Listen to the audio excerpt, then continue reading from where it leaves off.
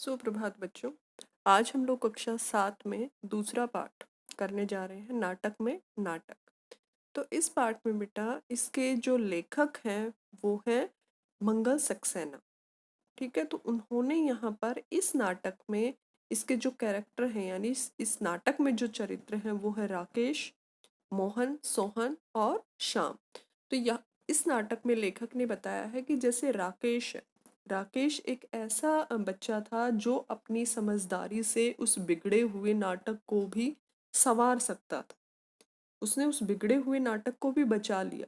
इसके विपरीत जो उसके दोस्त थे मोहन, सोहन और श्याम, वो ऐसे थे कि जिन्होंने बना बनाया नाटक अपनी बेवकूफ़ी की वजह से खराब कर दिया था।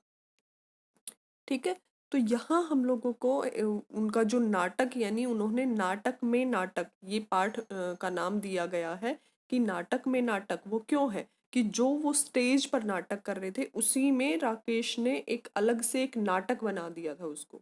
अब हम लोग इसमें ये चैप्टर पढ़ते हैं। राकेश का मन तो कह रहा था कि बिना पूरी तैयारी के नाटक नहीं खेलना चाहिए, और जब नाटक में अभिनय करने वाले, अभिनय मतलब उसमें एक्टिंग करने वाले, उसमें जो भूमिका अदा करने वाले जो कलाकार हैं वो भी नए हों, मंच पर आकर डर जाते हों, घबरा जाते हों और कुछ बुद्धू हो, कुछ कुछ बुद्धू भी हो, तब तो अधूरी तैयारी से खेलना ही नहीं चाहिए। ये राकेश की सोच थी, क्योंकि उसके जो साथी थे, उसके साथी मोहन, सोहन और श्याम ऐसे ही थे। कैसे थे? थोड़े से बुद्धू। ठीक है, वो अभिनय के मामले में कैसे थे? बिल्कुल कच्चे। तो राकेश को उनके अभिनय पर बिल्कुल भी विश्वास नहीं था। वह स्वयं अभिनय इसलिए नहीं कर रहा था क्योंकि फुटबॉल खेलते हुए उसके हाथ वह अचानक गिर गया था और उसके हाथ पर उस पर चोट लगी थी, और वो हाथ को पट्टी से लपेटकर गर्दन के सहारे उसको लटका रखा था। जैसा कि आपको इस पिक्चर में दिख रहा है कि उसका हाथ टूटा हुआ था और उस टूटे हुए हाथ को एक थोड़ा सा सहारा देने के लिए, सपोर्ट देने के लिए वो गर्दन में वो बांधे हुए, पट्टी बांधे हुए उसके सहारे इस हाथ को लटका रखा था।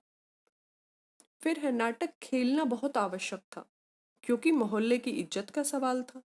अब मोहल्ले के बच्चों ने मिलजुल कर जो फालतू पड़े एक सार्वजनिक यानी एक पब्लिक जो ग्राउंड था उसको साफ कर दिया था। उसमें जितने भी दूब थे, उसमें जो पतली थी दूब थी, पेड़ पौधे थे वो लगाए, मतलब उसको बिल्कुल साफ करके उसमें फूल पौधे लगाकर उसको बहुत अच्छे से संवार दिया था। वहीं पर एक मंच भी बना दिया गया। राकेश की योग्यता पर सबको विश्वास था। अब समय था केवल एक सप्ताह का। 7 दिन ऐसे निकल गए कि पता ही ना लगा। मोहन, सोहन और ये श्याम यूं तो अच्छी तरह अभिनय करने लगे, पर राकेश को उनके बुद्धूपन से डर था। बुद्धूपन मतलब वो मूर्ख थे, एक दूसरे के साथ लड़ने लग जाते थे। तो वैसे तो एक्टिंग ठीक ठाक कर रहे थे, लेकिन राकेश को किस चीज का डर था कि वो बेवकूफ है, वो बुद्धू है थोड़े से।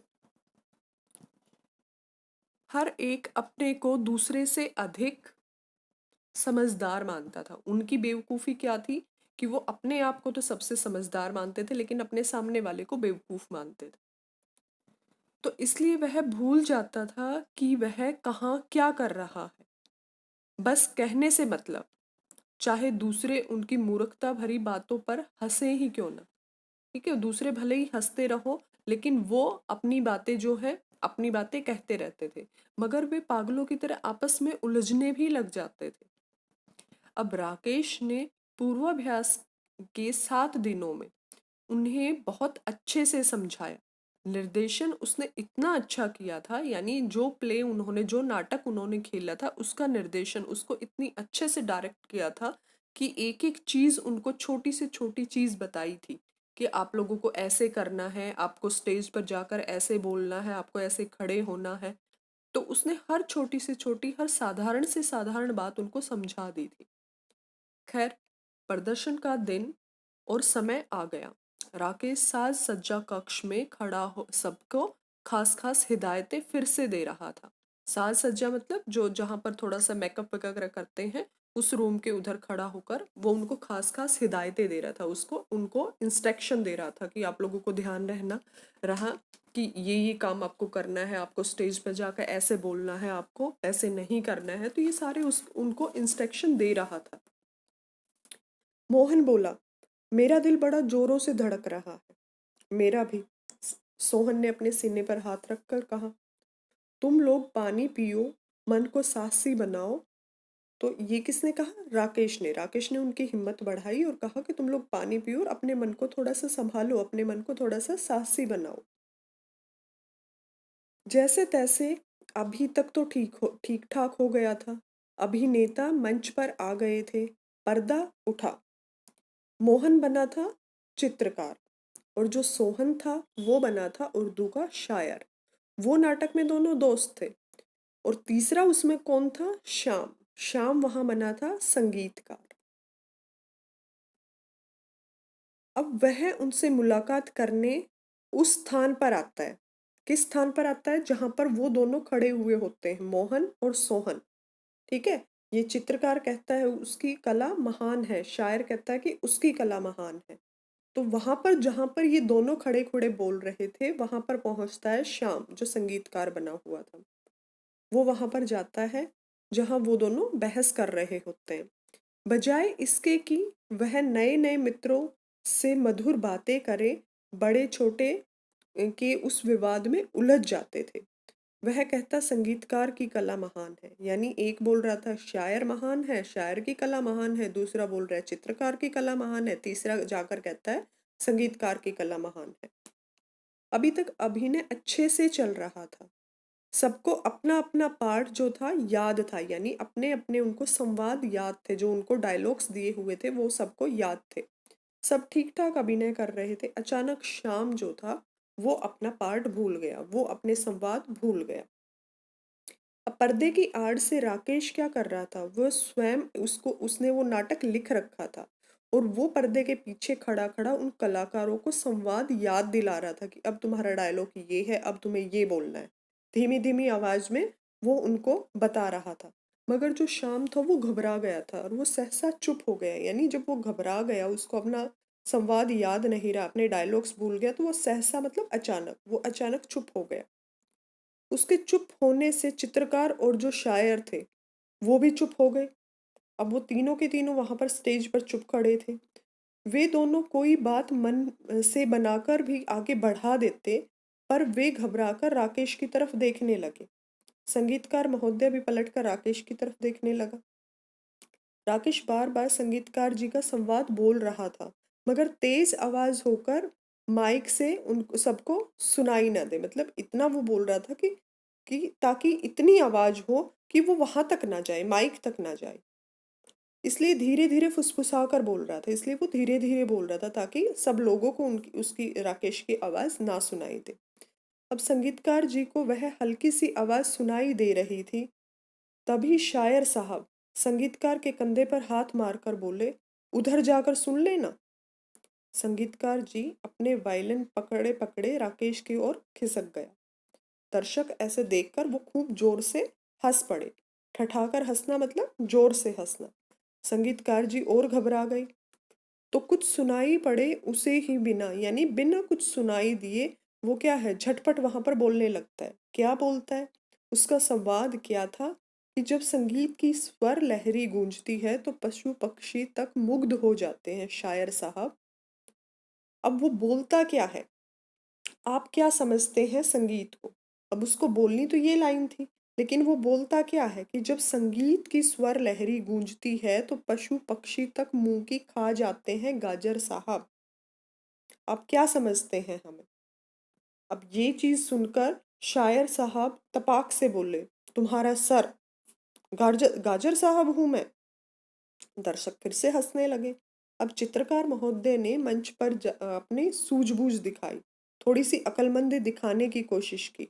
इसका मतलब है कि उसकी शायरी गाजर मूली है और आप गाजर साहब हैं।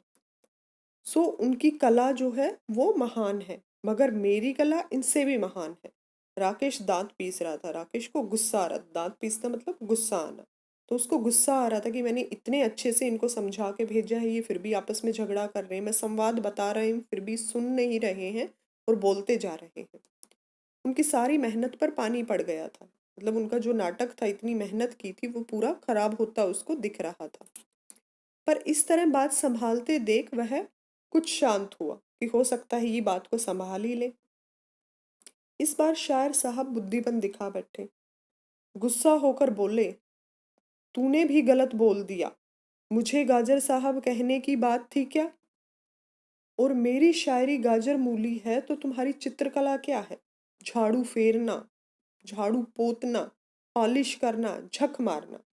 अब चित्रकार महोदय ने हाथ उठाकर कहा, वो हाथ उठा उठा कर बोल रहा था कि देख, मुंह संभाल कर बोल।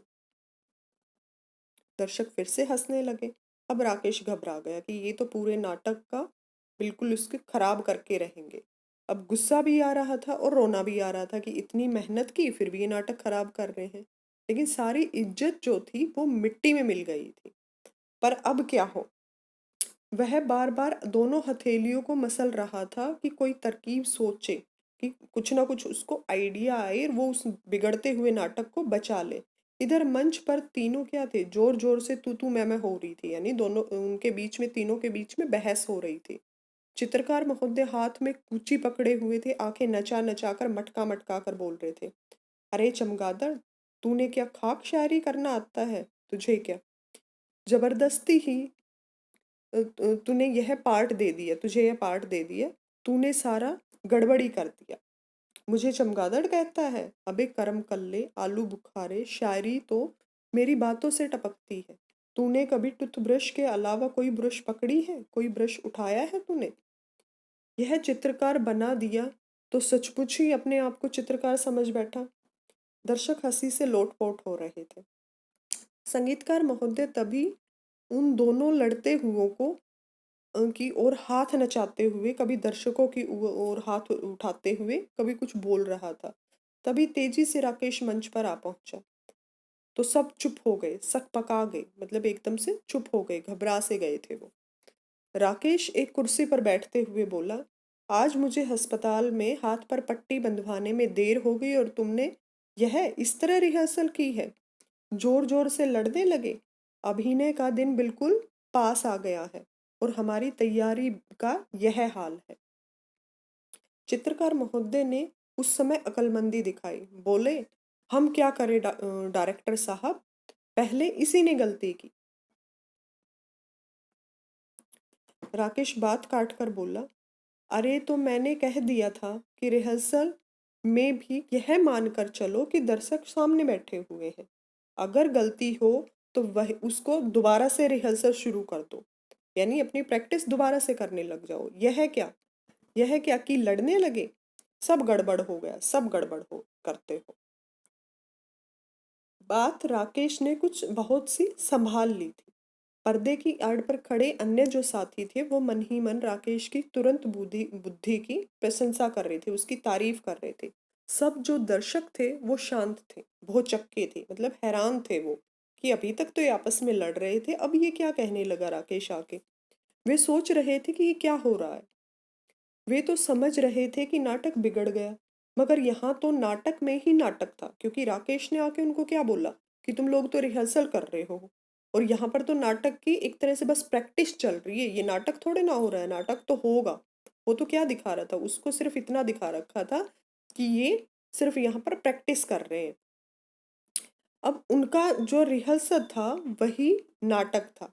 मानो इस नाटक में नाटक की तैयारी की कठिनाइयों और उनकी कमजोरियों को दिखाया गया है। यानी राकेश ने मंच पर जाकर यह दिखाया कि अगर बिना तैयारी के आप लोग स्टेज पर आते हो तो आप लोगों के साथ भी यही होगा।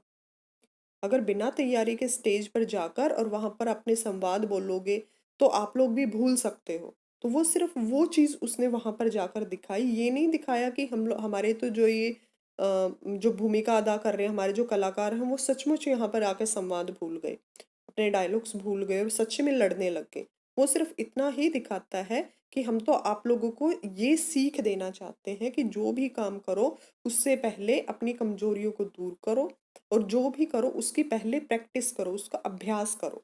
फिर वो काम करना शुरू करो। राकेश कह रहा था, देखिए हमारे नाटक का नाम है बड़ा कलाकार, और बड़ा कलाकार वह है जो दूसरे की त्रुटियों को नहीं, अपनी त्रुटियों को देखे और सुधारे। आइए अब हम फिर से रिहर्सल करते हैं, शुरू करते हैं। तभी राकेश के इशारे से पर्दा गिरा और राकेश के नाटक की भूरी भूरी प्रशंसा करते हुए सब लोग अपने घर चले गए। ठीक है, तो यहाँ पर राकेश जो है बेटा, उसने अपनी समझदारी से उस बिगड़ते हुए नाटक को बचा लिया, बिगड़ने से बचा लिया, क्योंकि नाटक तो पूरी तरह से बिगड़ चुका था। वो लोग आपस में झगड़ चुके थे, झगड़ रहे थे, एक दूसरे को कुछ न कुछ बोल रहे थे। लेकिन राकेश ने वहां जाकर क्या दिखाया कि हम आपको नाटक में ये सीख देना चाह रहे हैं कि दूसरे में कमियां नहीं निकालनी, अपनी कमियों को दूर करना है। इसलिए हमने अपने नाटक का नाम क्या रखा है, बड़ा कलाकार। ठीक है, तो ये हमारा था इसका सारांश। अब हम लोग करेंगे इसके क्वेश्चन आंसर।